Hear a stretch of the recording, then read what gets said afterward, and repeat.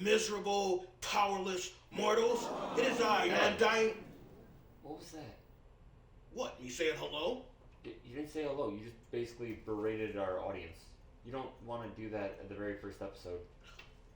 Just, can you try to be a little nicer?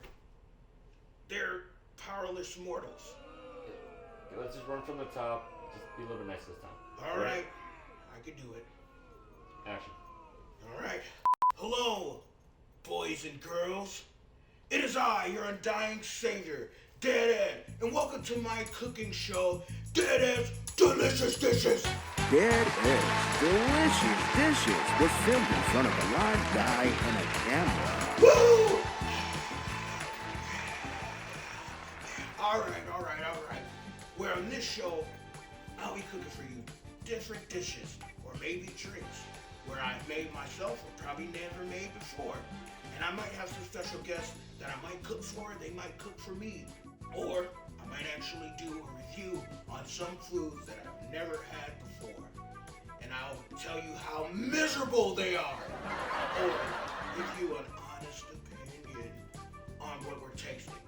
So, to start off today's show, I want to do a segment that I want to periodically do called On the Game. Woo! Where we'll sit here and we'll make some foods that are more health conscious to fit your dietary needs, such as low calorie or keto, low carb. So, with this first dish, we're gonna make a keto chicken burrito bowl. Yeah, sounds good, doesn't it? With our ingredients, we're gonna make some cauliflower rice. We're gonna make some fajita-style vegetables, and we're gonna grill up some chicken.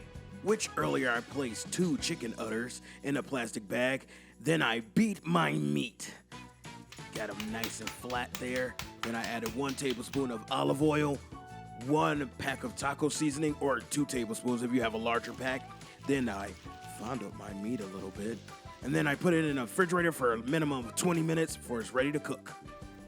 Well, since we don't have any special guests today, I think it's just gonna be me, Ded Ed. Oh, it smells good. What's that? It's me, Nargle. Yeah. Nargle! What the hell is that? One day I was making a mac and cheesy chicken tender omelet. And to add a little bit more aka, I added cosmic energy. And this baby chicken into a chicken omelet came to life. Oh my God. You know, I tried to get rid of them. I gave it to some old lady down the street. She had like 12 cats. I thought she'd probably dispose of them, but I see that didn't work out. I don't even know how he got in, Dom. I locked the door. Well, hey, Nargle, sorry, man, you can't be here right now. I'm shooting a show, so I need you to scoot, okay, so I can finish filming. Ooh, can I help? I like chicken. Oh. You know, I like chicken is normally not a bad phrase, but coming from you, Nargle, God, it makes my skin crawl. All right, well, I guess you can help, but just try to stay out the way, okay? Okay. All right, so we're gonna start off with making our cauliflower rice, which is gonna be lime and cilantro added to it to give it a nice zest. Let's start off with cutting up some cauliflower. Cauliflower brains, ugh. No, seriously, guys. Just because I'm the living dead god doesn't mean I eat brains or people. I mean, I've eaten some things I'm not that proud of, but people isn't one of them. Oh, use fresh cauliflower. Frozen tends to get mushy at this process. So I'm cutting up my cauliflower. I want to make sure it's nice and thick. I like thick pieces of cauliflower rice, but you can put it in a food processor or you can use a shredder. But be careful, you don't want to cut off your fingers. This is a burrito bowl, not a dismemberment bowl. Nargle! I'm okay. You're messing up my cauliflower. Oh, you know, we're gonna bandage Nargle up. Then we're gonna finish cutting up the cauliflower. for the cauliflower rice. And we're gonna cut up my bell peppers and whole onions for the fajita mix. And we'll be right back. All right, people, cut one whole onion into slices and try not to cry over it. Whatever. And then cut up 3 whole bell peppers and put them in a bowl. Sometimes I like to add cold water to this bowl to keep the vegetables nice and crisp while it's waiting to cook. Set aside. That looks good if I do say so myself. All right, now that we have a mildly medicated Nargle, It's a struggle every day. we're gonna focus on the chicken now. So now that we're gonna check on our chicken and all our vegetables are cut, we're actually gonna put the chicken on the grill. Well, come on, Nargle, let's go. All right, chickadees, time to cook our chicken. So preheat a skillet or grill to 350 degrees Fahrenheit or medium-high heat. Place your chicken cutlets on top, stretch them out, make sure they cook evenly, make sure they're nice and flat. You can also bake your chicken at 425 degrees Fahrenheit for about 20 minutes or so, if that's what you're into. Then cook both sides of your chicken about 5 or 7 minutes apiece. Once your chicken is nice and cooked at 165 degrees Fahrenheit through and through, it is time to take it off your grill and set aside to rest for about 5 minutes.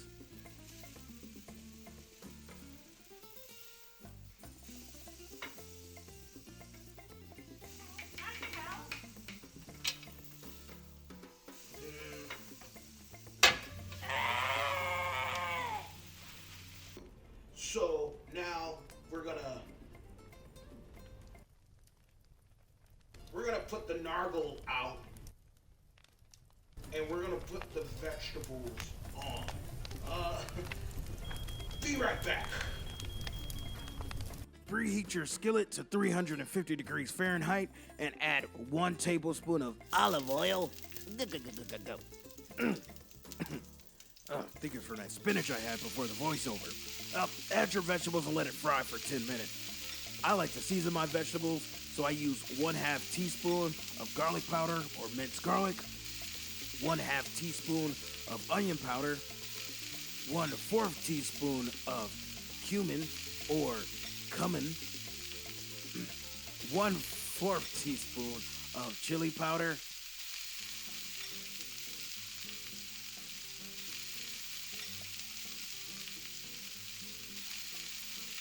then you can use salt and pepper to taste. Give it a nice 1 to 2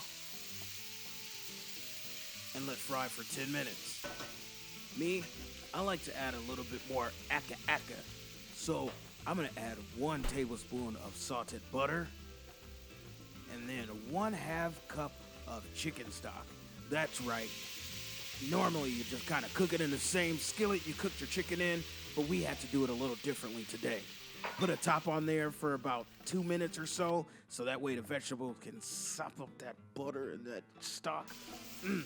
Then take the lid off and let fry for another 5 minutes or so get welted.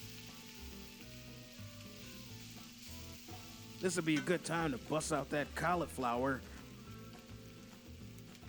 Put your cauliflower rice into a saucepan, add 1 tablespoon of lime juice and 1/2 teaspoon of cilantro.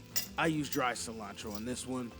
Give it a nice stir and cook with the top on for about 5 minutes. You can use 2 tablespoons of water if you want it to be more moist. At this point, you can remove your vegetable fajita mix, put it in a bowl or a container, and set aside.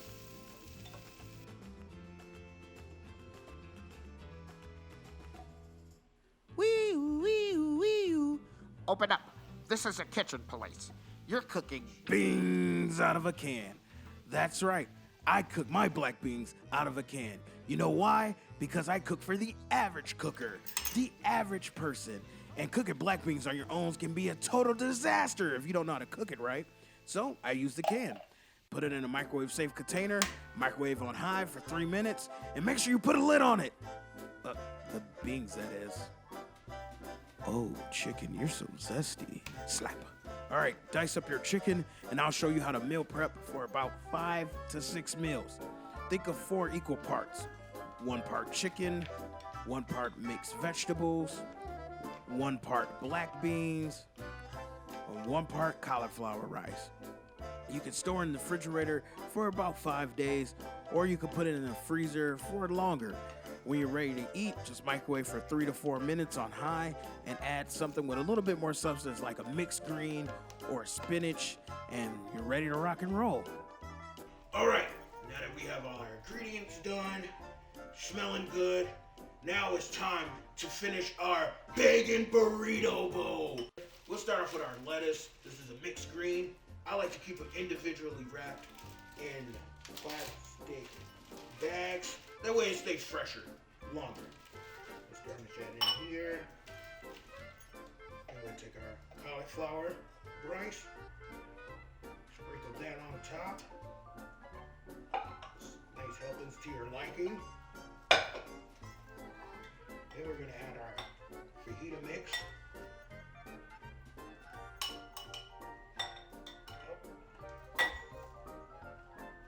How's it looking for you? That's just a buster. Yeah, little man. Now let's add some beans, some black beans. Nice drizzle on top. And then we'll add our chicken. Just a couple of pieces. Put that right there. Oh, come on. There we go. And then we'll add some of our where did you come from? Where did you go? Where did you come from? Pico De Gallo. With it's a relish that I made with tomatoes and some jalapenos. Sorry. And we just put this in here. Just a little bit. Because actually the more colorful fruits that you use, the tomato, or any other fruits, even things such as corn, will probably add more carbs to your dish. So if you're watching your carbs, only add so much. Drizzle that on top. Have a little cheese, some dairy slices. Oh yeah. And if you're lactose intolerant or staying away from dairy, I do recommend some vegetarian and cheese. Found one that is made with chickpeas. Watch the carbohydrate content on the chickpea cheese, but it is good. Then we're gonna add some of my aioli that I made, which is sour cream, a little bit of taco seasoning, and some hot sauce. Give it a little bit of aka. Dollop that on top for a nice dressing. And bon appetit, baby. There we have our burrito bowl. Yeah, you want to try some, don't you, Nargle? Yeah. Awesome. You know, Nargle, I'm glad you were my first guest today. You know, making this dish, I see you got a little beat up, and I'm glad you're doing better now. And I apologize for how I was acting at the beginning of the show. And, you know, not everybody's perfect. The day probably beats them up more than you know. They're not sometimes what we want, but they're actually what we need in our lives. And they could be a good driving force. So be kind to one another. Thank you, Nargle, for being here. I love you. I love you too. Aww. Well, stay tuned. A little bit after this video, if you still want something low carb and something sweet to follow the rest of your diet, I have a strawberry whipped strawberry shortcake that I think you all would like. And it's just a quick few minutes after this, and ingredients will be down below in the description. Over and out, Ded Ed. Ded Ed's Keto Strawberry Shortcake. All right, you need 1/3 cup of sweetener and 6-ounce strawberries and combine like so. And then you'll need 1/4 cup of powdered sweetener and heavy whipping cream and combine like so. Refrigerate. And then you'll toast 1/2 cup of almond flour for 5 minutes at 350. Then you add 1 tablespoon of sweetener, 3 tablespoons of butter, and then you want to combine like so. Then set aside. Pour in half of the strawberry mix into the whipped cream and fold together. Then you want to do 1 layer of strawberries, then your crumble topping, then 1 layer of whipped cream, and repeat. And there you go. Enjoy.